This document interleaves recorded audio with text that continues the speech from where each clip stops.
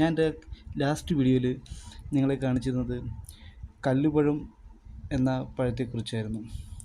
അപ്പം ആ കുലയിൽ, ആ പഴത്തിൻ്റെ കുലയിൽ ഒരു പഴം പഴുത്ത് കഴിഞ്ഞാൽ അതിൻ്റെ അവസ്ഥ എന്താണെന്നാണ് ഞാൻ നിങ്ങളെ ഇപ്പോൾ കാണിക്കാൻ പോകുന്നത്.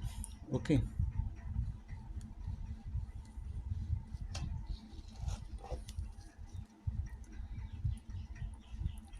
ഇതാണ് അവസ്ഥ.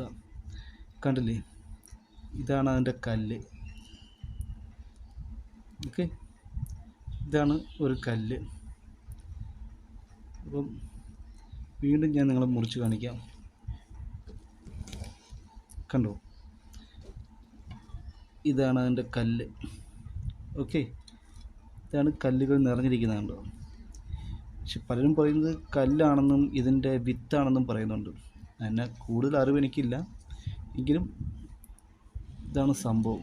നമ്മളിത് മുറിക്കാൻ ശ്രമിക്കുമ്പോൾ ഇത് മുറിയുന്നില്ല.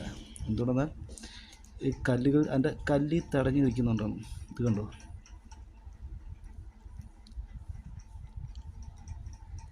ഓക്കെ, ഇതാണ് അവസ്ഥ. എങ്ങനെയുണ്ട്?